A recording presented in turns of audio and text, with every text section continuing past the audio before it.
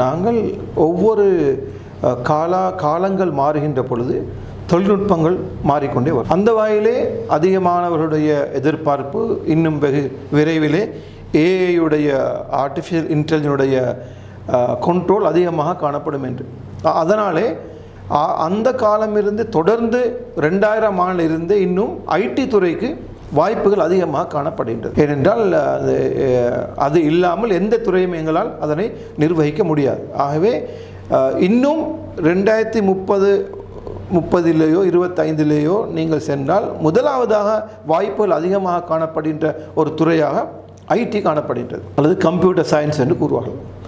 அந்த ஐடியிலே மேலும் ஒரு முக்கியமான ஒரு பகுதியை இன்று அதிகமான மாணவர்கள் கற்கின்றார்கள், சைபர் செக்யூரிட்டி. காரணம் என்னவென்றால் இன்று எங்களுடைய டேட்டாவை களவெடுப்பதற்கான ஒரு திட்டங்கள் இன்று உலகத்திலே காணப்படுகிறது. எங்களுடைய பொருளை விட, எங்களுடைய வாகனங்களை விட, எங்களுடைய தோட்டங்களை விட, வீடுகளை விட பெருமதி மிக்க ஒரு பொருளாக காணப்படுகின்றது இன்று டேட்டா, தகவல்கள். இந்த தகவல்களை எவ்வாறு கவனமாக வைத்திருப்பது, எவ்வாறு அடுத்தவர் அதனை களவெடுக்காமல் அதனை பாதுகாப்பாக வைப்பது என்ற ஒரு துறை மிகவும் இன்று பிரபலமாக பேசப்படுகிறது. ஆகவே மாணவர்களுக்கு எதிர்காலத்திலே இந்த சைபர் செக்யூரிட்டிக்கு செல்வது கூட நல்ல வாய்ப்புகள் காணப்படுகிறது. அடுத்ததாக ப்ரோக்ராமிங், ஐடி துறையிலே ப்ரோக்ராமிங் என்ற துறை எல்லோருக்கும் சரி வராது. ஏனென்றால் அது சற்று சிக்கலான ஒரு விடயம். மூளையை கசைந்து பிழிந்து ஒரு தீர்வினை பெறக்கூடிய ஒரு வேலை. இது எல்லாருக்கும் பொதுவாக கஷ்டம். ஆகவே அந்த திறமை உள்ளவர்கள் அவர்கள் அந்த சாஃப்ட்வேர் இன்ஜினியரிங் துறைக்கு போக முடியும். இவ்வாறு அதனை விட இன்னும் மேலதிகமாக கூறினால் உங்களுடைய கேள்வி, ஆர்டிஃபிஷியல் இன்டெலிஜென்ஸ் எங்களுக்கு வரும் பொழுது நிச்சயமாக பல வேலை வாய்ப்புகளில் பிரச்சனை ஏற்படும். பேங்கிங் செக்டர் மாத்திரமல்ல, அதிகமான இண்டஸ்ட்ரீஸ், அதாவது வாகனங்களுக்கு டிரைவர் தேவையில்லை, எல்லாம் உங்களுடைய கேமரா டெக்னாலஜியாக இருக்கலாம், சோஷியல் மீடியாவாக இருக்கலாம், டைப்ரைட்டர் தேவைப்படாது. அதே போல் கிளவுட் சர்வர் என்று கூறுகின்றார்கள். அதாவது நாங்கள் கதைக்கின்றது ஆட்டோமேட்டிக்காக ரெக்கார்ட் ஆகும், உங்களுக்கு அதற்கு ஒரு ரெக்கார்டை நீங்கள் போட தேவையில்லை. இவ்வாறெல்லாம் பல புதிய தொழில்நுட்பங்கள் இன்று உலகத்திலே டெஸ்ட் பண்ணப்பட்டு கொண்டிருக்கிறது. ஆகவே அதற்கு சவாலான பாடநெறிகளை ஒவ்வொரு மாணவரும் கற்க வேண்டும். இந்த நேரத்தில் எங்களுடைய மாணவர்களுக்கு ஏற்படும் ஒரு பிரதானமான பிரச்சனை ஆங்கிலம். எங்களுடைய அதிகமான மாணவர்களுக்கு இன்று ஆங்கிலம் தெரியாது, கதைக்க தெரியாது, எழுத தெரியாது, வாசிக்கிறது மிக மிக குறைவு. ஆகவே அவர்கள் 2030 எந்த துறைக்கு அவர்கள் சென்றாலும், அது சட்டத்துறையாக இருக்கலாம், உளவியலாக இருக்கலாம், மருத்துவமாக இருக்கலாம், விஞ்ஞானத்துறையாக இருக்கலாம், ஐடியாக இருக்கலாம், எதுக்கு சென்றாலும் ஆங்கிலம் இல்லாமல் ஒன்றும் செய்ய முடியாது. ஆகவே O-level A-level பரீட்சை நிறைவு செய்த பின்னர் கட்டாயமாக 1 வருடங்களாவது மாணவர்கள் ஆங்கிலத்தை படிக்க வேண்டும்.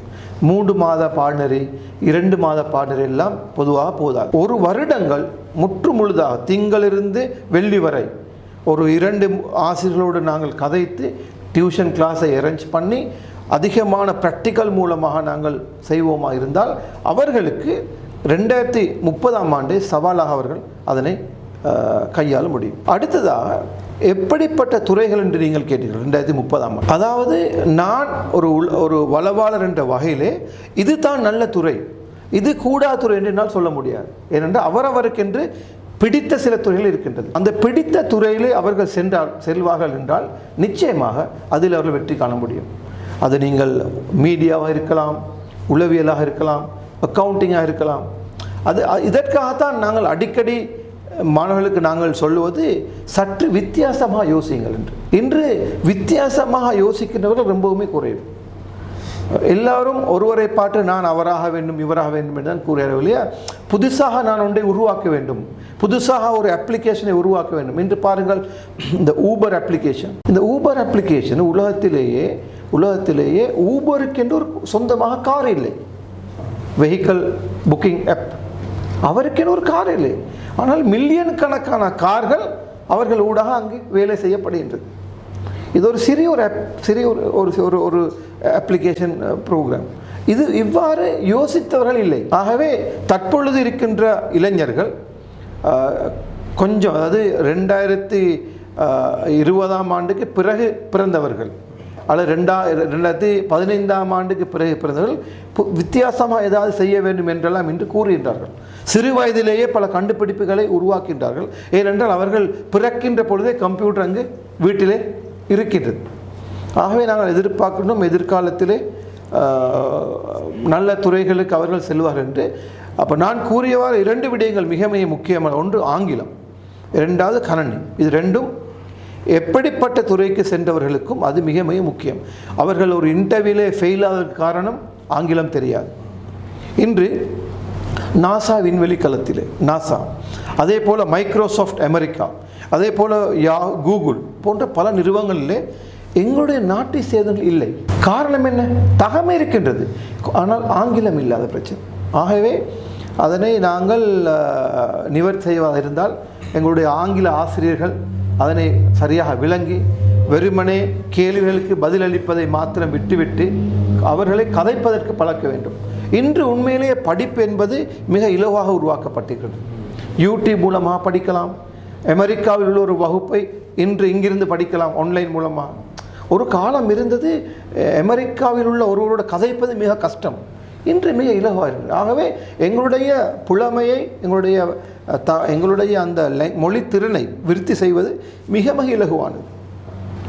ஆனால் இன்றுள்ள மாணவர்களுக்கு ஒரு சவாலாக இந்த சமூக ஊடகங்கள் காணப்படுகின்றது. அவர்களுக்கு தேவையில்லாத விடயங்களை அதிலே காட்டப்பட்டு அதில் அவர்கள் மூழ்கடிக்கப்பட்டு இன்று எங்களுடைய கிளினிக்கு பல ட்ரீட்மெண்ட்டுக்காக வருகின்றார்கள். படிக்கின்ற ஓ லெவலிலே 10 எடுத்த மாணவன் ஏ லெவலிலே எல்லாம் ஃபெயில். ஏனென்றால் சோஷியல் மீடியா. ஆகவே நாங்கள் பெற்றோர் மிக கவனமாக இருந்தால் நிச்சயமாக எங்களுடைய மாணவர்களை நல்ல இடத்துக்கு கொண்டு வர முடியும். உயர்கல்வித்துறையில் 15 வருடங்களை நிறைவு செய்த பம்பலப்பிட்டிய அமேசான் காலேஜ் அண்ட் கேம்பஸில் புதிய வகுப்புகள் ஆரம்பம். முன்பள்ளி ஆசிரியர் பயிற்சி நெறி, உளவியலும் உளவளத்துணையும், கணனி, ஆங்கிலம் மற்றும் முகாமைத்துவ பாடநெறிகளுடன் HND, டிகிரி, மாஸ்டர்ஸ் வரையான பாடநெறிகள் இலங்கை பல்கலைக்கழக மானியங்கள் ஆணைக்குழுவினால் அங்கீகரிக்கப்பட்டு கல்வி அமைச்சின் கீழ் 3ஆம் நிலை தொழிற்கல்வி ஆணைக்குழுவினால் பதியப்பட்ட அமேசான் காலேஜ் அண்ட் கேம்பஸ். மேலதிக விவரங்களுக்கு 0765 204 604 www.amazoncollege.lk